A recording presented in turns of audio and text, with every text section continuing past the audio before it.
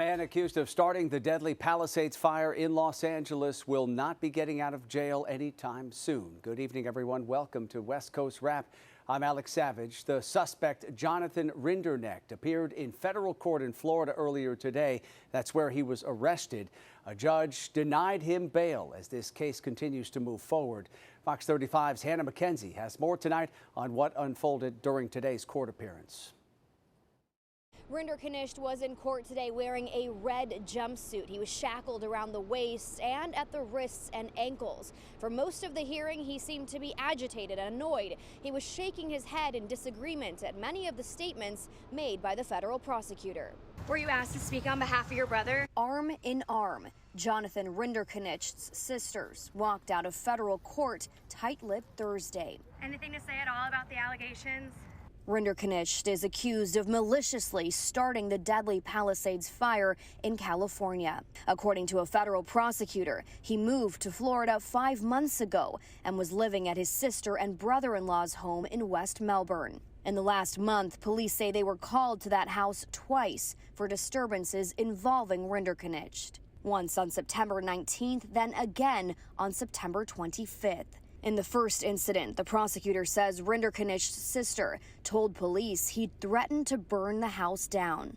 Then, 6 days later, officers were back at the house when Rinderknecht allegedly threatened his brother-in-law with a gun. A special agent with ATF testified paperwork shows Rinderknecht bought that gun the same day, September 25th. After that, Rinderknecht's sister, brother-in-law, and their 2 young children moved out of their home, leaving him to live there alone. He wasn't charged in either incident. On October 7th, when Rinderknecht was arrested, the ATF agent says he had a loaded magazine in his pocket. He allegedly told officers the gun was locked in a safe. Investigators later found it in the garage, hidden in a zipped compartment inside a child's stuffed animal. Rinderknecht has no prior criminal history. His attorney argued any concerns of him taking off ahead of the trial should be quashed by their strict pretrial release conditions. The judge didn't agree, citing Rinderknecht's strong ties to France and concerns over his apparent declining mental health. Due to the severity of these charges, the judge also mentioned harsher penalties could apply in this case. In this scenario, that could be the death penalty. In Orlando, Hannah McKenzie, Fox 35 News. The Los Angeles Fire Department released a 70-page after-action report this week on its response to the Palisades fire. The report identified successes such as the preservation of thousands of lives despite the overwhelming fire conditions. But much of this report focused on recommendations for improvement, like the need for leadership changes, enhanced interagency collaboration, and improved public notification systems. The LAFD released the report this week after previously withholding it due to an ongoing federal investigation into the cause of the fire. Survivors of Southern California's Eaton fire rallied together today in Altadena, demanding action. They are urging the utility company Southern California Edison to finalize payments to families to help them rebuild. 9 months after those fires, many homes are gone while some houses are still standing, but those residents still can't go back because of high lead levels. I have lived in Altadena for 10 years. It is the longest I have lived in any one building. It is the place I have felt the most at home. I love my community. I want to be back, and I don't want to be poisoned.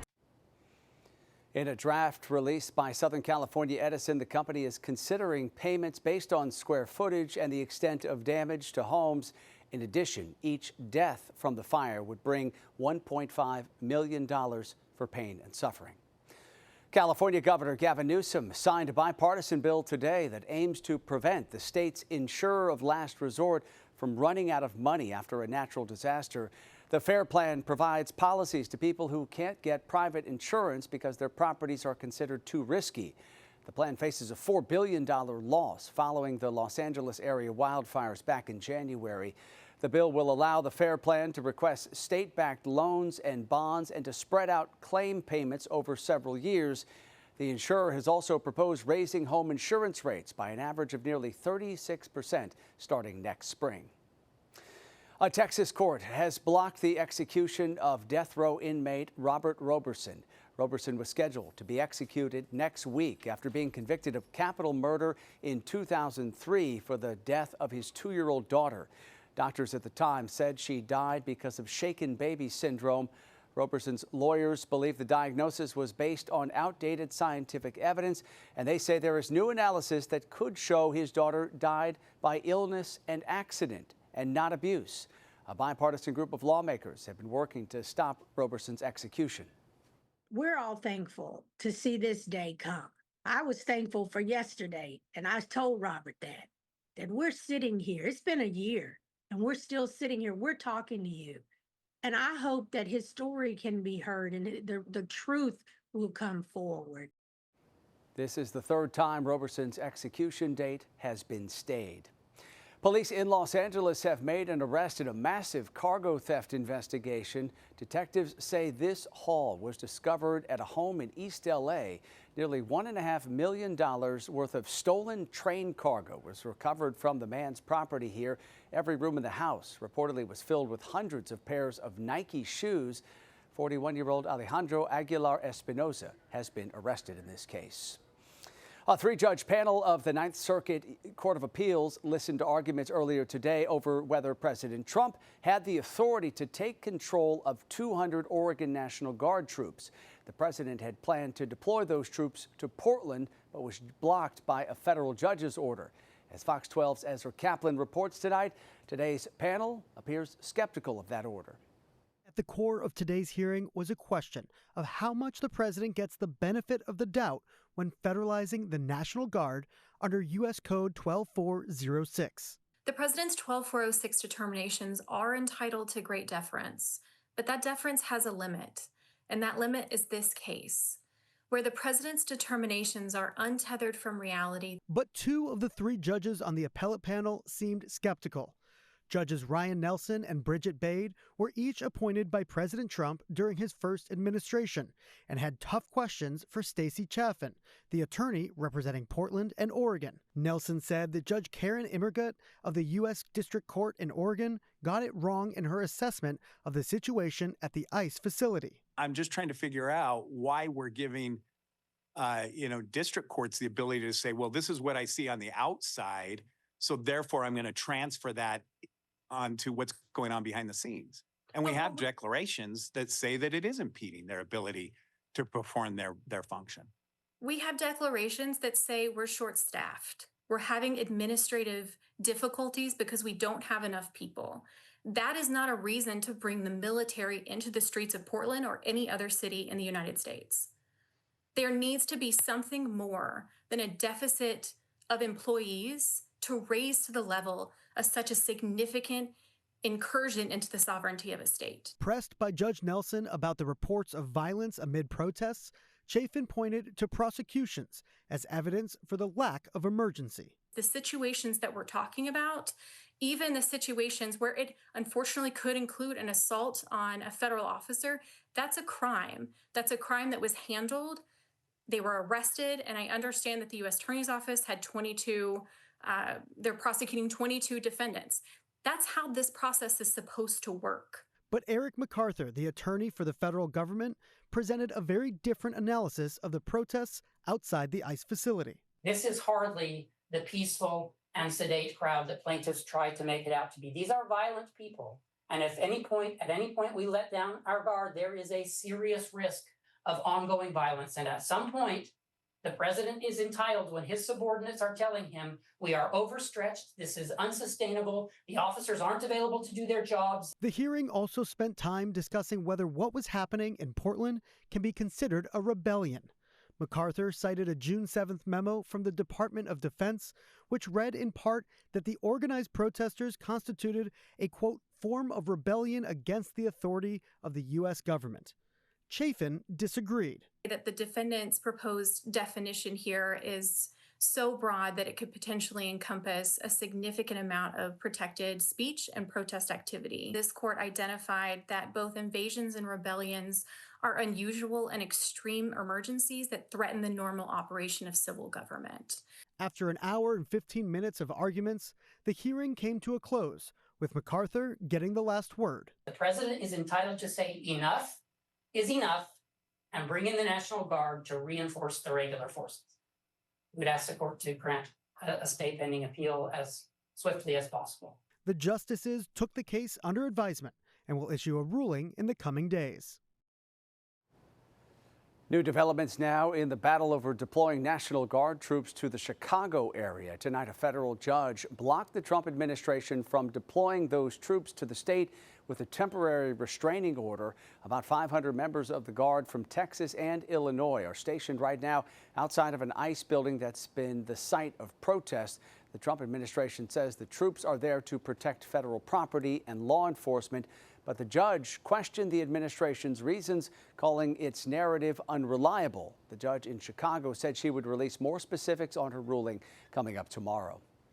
Federal immigration authorities are pushing back against claims that agents are pressuring unaccompanied immigrant children to self-deport. Immigrant advocates say the policy, which they are calling Operation Freaky Friday, pressures minors in federal shelters to drop asylum claims and accept cash to self-deport. Meantime, a federal judge has issued a temporary restraining order to stop ICE from transferring teenagers into adult detention once they turn 18. Immigration advocates say the order was related to a long-running case that required ICE to look at less restrictive alternatives before placing those teens in adult facilities. We got word late last week that as part of this wide-ranging strategy to target unaccompanied immigrant children, decided it was just going to ignore that court order and start detaining unaccompanied immigrant children on their 18th birthday.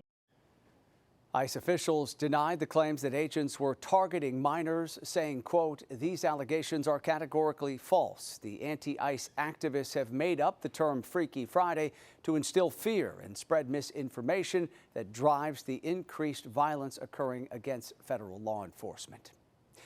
Rocker Gene Simmons is recovering tonight at home after crashing his SUV in Southern California earlier this week. The KISS co-founder and bassist hit a parked car in Malibu on Tuesday. He reportedly lost consciousness just before that crash and veered across several lanes of traffic. The 76-year-old's wife says he blacked out because he's on new medication and became dehydrated. First responders took him to the hospital. He was later discharged. Simmons wrote on X that he is completely fine and described the crash as a slight fender bender.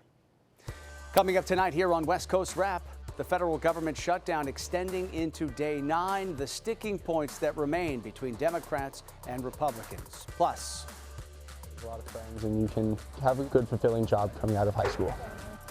Fire departments here in the West hoping to boost staffing, the program that one department is using to try and attract young recruits.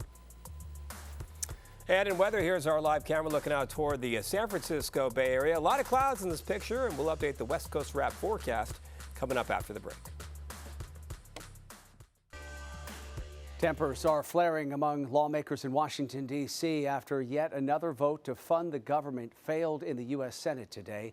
There is no sign an agreement to reopen the government will be reached anytime soon. Democrats are withholding their votes, hoping to force Republicans to extend health insurance subsidies that are set to expire at the end of this year, while President Trump is ready to fight back. Each day, our case to fix health care and end the shutdown gets better and better, stronger and stronger. We'll be making cuts that will be permanent, and we're only going to cut Democrat programs, I hate to tell you. Until a deal is reached, essential federal employees like air traffic controllers are working without pay. Military service members also aren't being paid. Some lawmakers want to see a standalone bill to fund their paychecks, but those talks have gone nowhere. Turning now to talk about our weather here in the West, and Tropical Storm Priscilla is expected to drench the Southwest in the coming days, raising the risk of deadly flash flooding. The storm has weakened in the Pacific tonight, but it is still carrying plenty of moisture along with it as it moves along the Pacific coast of Mexico and will head up into the southwestern U.S. here in the coming days. For more now, let's bring in KTVU's chief meteorologist, Mark Tamayo, tracking that system and the impact it will have across the West. Hey, Mark. Hi there, Alex. Yeah, whenever you talk about tropical moisture, it has the potential to produce a lot of rain, and that is the concern over the next couple days. So here's the wide view in the satellite and the radar. We've been watching this system up in the Pacific Northwest, but already you can see some moisture moving into portions of Southern California, moving into Arizona. So that's the latest on the radar. In fact, we'll come in closer, and here is the coverage in parts of Southern California, just to the north of Phoenix, and the activity expected to pick up tomorrow as we get some more of that moisture from what was once Hurricane Priscilla. As we show you this right now, we do have all these areas in green under a flood watch, and that begins tomorrow afternoon. That will last into Saturday, expected to expire early Sunday morning. So we'll keep an eye on those conditions and the radar. We'll show you the forecast model coming up in a little bit. Highs from this afternoon, lower 90s out toward Phoenix and Tucson, San Francisco in the upper 60s, and then up toward Portland and Seattle, around 62 to 63 degrees. This was a scene in Seattle today, picking up on some cloud cover. There's that 62. In San Francisco, some cloud cover out there, as you can see, looking out toward the city here, the clouds in place here. So partly to mostly cloudy skies across the Bay Area. And look at this in Phoenix, this camera picking up some fresh raindrops earlier this evening. So the clouds in place and temperatures in the lower 90s earlier today. Here's the game plan for tomorrow. Rainfall likely up in Seattle. There's the chances of a few showers for San Francisco, and also down toward Southern California for Los Angeles, I should say. And then those thunderstorms really adding up, kind of the activity really picking up throughout the day on your Friday. Here is the forecast models. We do put it in motion, and as you can see here, for Southern California, the bulk of the rainfall potentially could be closer to San Diego, but there is that chance for Los Angeles. And look at this activity flaring up later in the day, as you can see in the Phoenix area, moving into portions of Utah, as you can pick out, and also out toward Denver. And then some rain up in Seattle, and that rain line, this system wants to generate some rainfall up in Northern California, and that's why we have the chance of a shower for San Francisco. And the action begins to move on out to the east as we move into the weekend, at least from Arizona, and points to the east. Here's the forecast for tomorrow. Keep those umbrellas handy for Seattle, San Francisco, a sun-cloud mix. Los Angeles, pretty much the same story. Denver, some clouds for tomorrow. And, of course, the flood watches we talked about will be kicking in for Friday and into Saturday for portions of Phoenix. So whenever you get some tropical moisture, Alex, has the potential to produce a lot of rain, and that is a concern for Friday and Saturday. Yeah, got to keep an eye on it. Okay, yeah. Mark, thank you. Many fire departments across the West are dealing with understaffing right now, and that's making it even more difficult to fight wildfires.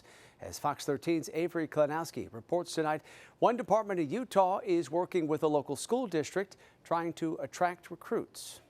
Firefighters say they need more people to join their ranks. For people who are interested, they get to put their skills to the test. Traditions trickle back a long way at a firehouse. For unified firefighters, those traditions start here. I'm fourth-generation firefighter. Sean Garrett is one of the instructors at the Unified Fire Training Center here in Magna. They're learning how to manage fire attack lines. They're learning how to manage ladders in the confined space maze, wearing all their PPE. For the people behind these masks, tradition is what brought them here. My aunt was one, so I've always wanted to follow in her footsteps. Stephen Sarley wants to serve his community. Being able to help people has always been something I love to do. By bringing people like Stephen in, Unified Fire Authority is trying to solve a problem. When I was taking the test, it was with thousands of people. Now it's with hundreds. Garrett says there's just not as much interest as there used to be. So they found a solution. It makes me feel a little bit old. I don't feel like I'm that old. You get to learn from them, and they get to teach you on mistakes I might make that they've maybe made. These are all high schoolers from the Jordan School District. Through the Jordan Academy for Technology and Careers program, they're getting a head start. It's hard work and it's a lot of dedication, but it's rewarding and fun. Learning the tools of the trade and much more. The passion, the learning, the education, the team environment, the mentorship, all of it. There are things that these high school kids will remember, even if they don't do this for a career. I mean, we have our own companies, and I feel like, I don't know, they're like my brothers. Handing off these traditions to a new generation. My son is actually in this class, and this is something that he wants to do. It's hard work. If you have the dedication, then you can make a lot of friends and you can have a good, fulfilling job coming out of high school. In Magna, Avery Klanowski, Fox 13 News, Utah. Coming up tonight here on West Coast Rap, one of the most celebrated athletes of all time is named the Grand Marshal of next year's Rose Parade. Also, a diehard Lakers fan is now suing one of the team's biggest stars, the ad campaign that prompted the lawsuit.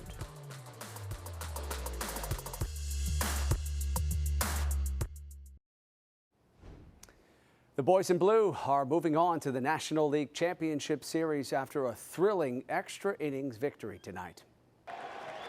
No balls and a strike. Pajes breaks his bat. Kirkering gotta find it. Throws to the plate. Oh my goodness! He throws it away, and the Dodgers have won. The Dodgers win. It was quite the finish, a walk-off win for the Dodgers in the 11th inning tonight. They beat the Philadelphia Phillies 2-1 in Game 4 to advance to the National League Championship Series. The Dodgers will now await the winner of the Brewers-Cubs series.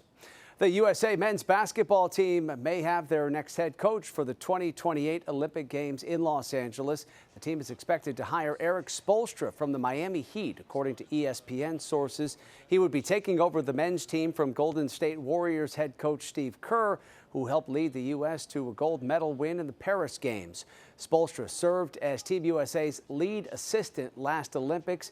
He's expected to coach the team for the 2027 Basketball World Cup in Qatar, as well as the 2028 Summer Olympics in Los Angeles.